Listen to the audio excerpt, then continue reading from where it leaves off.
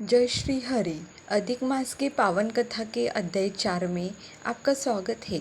आइए श्रद्धा और भक्ति के साथ इस दिव्य कथा का श्रवण करें और भगवान विष्णु की कृपा प्राप्त करें।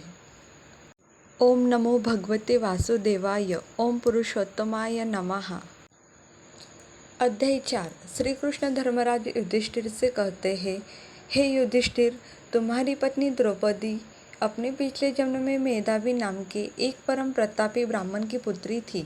जब वह 10 वर्ष की हुई तो उसकी सुंदरता अद्वितीय थी। उसका मुख चंद्रमा के समान कांतिमान था, मानो वह साक्षात सौंदर्य की खान हो। लेकिन एक अत्यंत दुखद बात यह थी कि उसके जन्म के समय ही उसकी माता का देहांत हो गया था। इसलिए उस बालिका का पालन पोषण स्वयं उसके पिता मेधावी ऋषि ने ही किया। पिता का अपनी पुत्री पर अगाध प्रेम था। जैसे जैसे वह बड़ी हुई, ऋषि ने उसे साहित्य, नीतिशास्त्र, व्यवहार, चातुर्य और समाज के की अनेक उच्च विद्याएं बड़े प्रेम से सिखाई। जब वह विवाह योग्य हुई तो उसकी सहेलियों के विवाह होने लगे। कुछ को तो पुत्र रत्न की प्राप्ति भी हो गई। यह देखकर वह कन्या मन ही मन बहुत दुखी होने लगी। वह सोचती, मैं अब क्या करूं? मेरा विवाह कब होगा? मेरे पिता इतने बड़े पंडित थे, फिर भी उन्हें यह क्यों नहीं समझ आता कि मेरी विवाह की उम्र निकलती जा रही है। मैं आज भी कुमारी हूँ। मेरी माता कितनी भाग्यशाली थी जो स्वर्ग सिधार गई और मुझे यहाँ दुख भोगने के लिए अकेला छोड़ गई। ऋषि मेधावी की मृत्यु और वैकुंठ गमन। पुत्री की बढ़ती उम्र देख ऋषि मेधावी को भी गहरी चिंता होने लगी। उन्होंने अपनी बेटी के लिए योग्य वर की खोज में दिन रात एक कर दिया। वे चारों दिशाओं में भटके, परंतु उन्हें कोई योग्य वर नहीं मिला। एक दिन वर की खोज में अत्यधिक थककर जब वे घर लौटे तो उन्हें अचानक प्रचंड ज्वर आ गया। उनका शरीर तपने लगा, आँखों में जलन होने लगी और असहनीय वेदना के कारण उनके हाथ पैरों की शक्ति चली गई।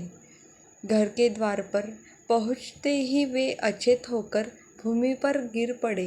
अंतिम सांसें लेते हुए उन्होंने अपनी पुत्री को पुकारा। पिता की आवाज़ सुनकर वह दौड़ती हुई बाहर आई और देखा कि उसके पिता पसीने से लथपथ निष्प्राण होने की स्थिति में पड़े थे। परंतु ऋषि मेधावी का पुण्य इतना प्रबल था कि मृत्यु के उस अंतिम क्षण में उन्हें साक्षात श्री कृष्ण के दिव्य दर्शन हुए। उस आनंद कंद पुरुषोत्तम का नाम लेते हुए ही उन्होंने अपने प्राण त्याग दिए। तत्काल भगवान विष्णु के दूत आए और उन्हें ससम्मान वैकुंठ लोक ले गए। अनाथ कन्या का विलाप। पिता के जाने के बाद वह कन्या हंबरडा फाड़कर फुट फुट कर रोने लगी। वह विलाप करते हुए बोली, हे पिता, क्या आप मुझसे थक गए थे? जो पिता दिन रात मुझे पल भर के लिए नहीं भूलते थे, वे आज मुझे छोड़कर चले गए। अब मैं किसके आंचल में अपना सिर छुपाऊंगी? मेरा न कोई भाई है, न बहन और न कोई संबंधी। इस भयानक और सुनसान जंगल में मैं अकेली कैसे रहूंगी? मेरे इस जीवन का क्या अर्थ है? पिताजी लौट आइए, अन्यथा मैं अपने प्राण दे दूंगी। उस अनाथ कन्या का करुण रोदन सुनकर वन में रहने वाले अन्य ब्राह्मण दौड़ते हुए वहां आए। मेधावी ऋषि का शव देखकर वे भी अत्यंत दुखी हुए। ब्राह्मणों ने सांत्वना देकर शव को कन्या की गोद से उठाया और श्मशान ले जाकर उनका पूरे विधि विधान से दाह संस्कार किया। नदी में स्नान करने के बाद वे कन्या को ढांढस बंधाकर अपने अपने आश्रम लौट गए। उस वीर कन्या ने धैर्य रखते हुए यथाशक्ति अपने पिता का उत्तर कार्य मतलब अंतिम संस्कार के बाद की रस्में पूरी की और उस कुटिया में अकेली रहने लगी। दुर्वासा मुनि का आगमन और शाप की कथा। कुछ समय बीतने के बाद उस आश्रम में परम सिद्ध और अत्यंत क्रोधी स्वभाव के स्वामी दुर्वासा मुनि का आगमन हुआ। उनके पास किसी पर भी अनुग्रह करने की विलक्षण सिद्धियाँ थी। कन्या के रोने की आवाज़ सुनकर वे कुटिया के भीतर आए।